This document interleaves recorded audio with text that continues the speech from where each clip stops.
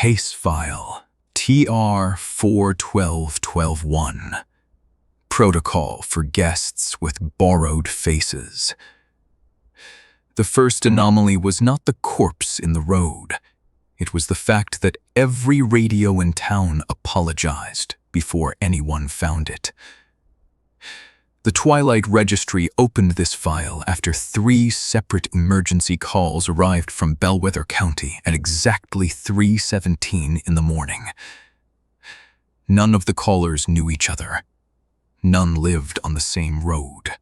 All 3 said the same sentence before the line went dead. It is wearing the town correctly now. This reconstruction combines witness statements, weather service audio, recovered police dictation, and a final handwritten note found inside the county records vault. Names of living witnesses have been withheld. The town, however, is still on the map. A night clerk at the Meridian Motor Lodge found a laminated protocol sheet dated 14 years in the future.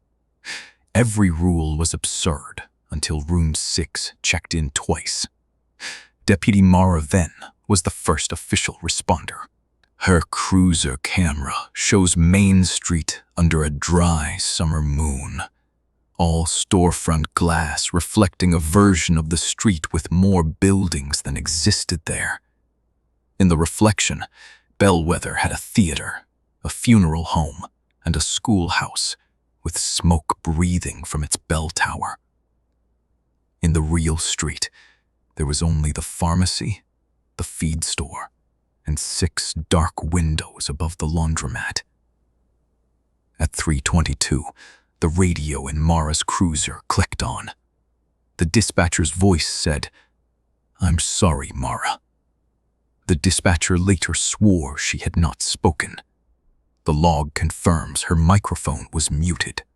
On the recording, the apology continues for 21 seconds, layered with other voices from other years, all apologizing in the same exhausted tone. Mara stopped beside the body at mile marker 9.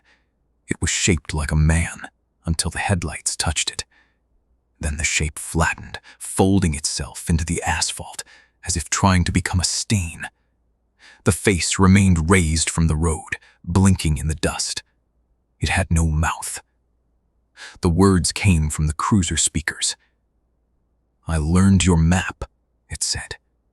By dawn, Bellwether's residents discovered small corrections everywhere. Family photographs contained extra relatives. Mailboxes bore names that had never belonged to anyone. The church bulletin announced services for last Sunday and next Sunday at the same time. Most people assumed prank, gas leak, mass panic. The registry assumes nothing when architecture begins remembering rooms it never had. The second anomaly appeared inside the diner. Every table had been set for breakfast, though the cook had locked the doors at 10 the night before. 7 plates held eggs cooked around black feathers. 1 booth contained a tape recorder, already running. The tape held the voice of a child reciting house rules for a house no one could locate.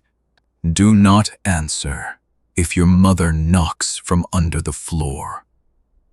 Do not count the windows after sunset. If the hallway becomes longer, thank it and continue walking.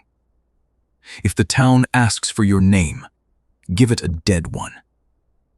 The child's voice then lowered and said, "Rule 5 is not for you. Rule 5 is for the thing pretending to be Bellwether." By the second night, the town had begun to duplicate people badly. A woman found her husband asleep in bed while another husband stood in the yard, holding the garden hose to his ear like a telephone. A school bus drove its route with no driver, stopping at houses whose children were grown, buried, or never born. At each stop, something invisible climbed aboard. The suspension groaned lower and lower, until sparks dragged from the bumper. Mara returned to mile marker 9 with a registry field kit borrowed from a retired coroner, who had kept one locked beneath his sink. She placed salt, iron filings, a disposable camera, and an audio recorder around the stain in the road. The stain had spread into the shape of Bellwether County. When she photographed it, the instant print showed a different image. Mara as a child, standing in front of a house she did not recognize. Behind her, in the upstairs window, an adult Mara watched, with both hands pressed to the glass. The recovered recorder captured her breathing, then the sound of distant applause. Mara asked, "What do you want?" The road answered through the radios of 12 parked cars across town. A witness. The registry believes the entity did not kill Bellwether. It edited Bellwether. It inserted itself into old grief, small regrets, missing pets, locked rooms, and the names people almost gave their children. It did not need belief. It needed continuity. At 4:09, Mara entered the county records vault. Security footage shows her carrying the tape recorder and a municipal map. The vault door closed behind her. For 46 minutes, nothing moved except the fluorescent lights, which flickered in patterns later matched to Morse code. The message repeated, "Do not let it finish the census." When officers forced the vault open, Mara was gone. The map remained on the table. Every road had been redrawn into a spiral ending at the diner booth, where the child's tape had been found. Beside it lay Mara's final note. "If anyone asks, Bellwether has always had 13 streets. If anyone remembers 12, remove them from town before sundown. If the radios apologize again, do not forgive them. Forgiveness is how it gets invited inside." Current status: Bellwether County appears stable on satellite imagery. Ground surveys disagree.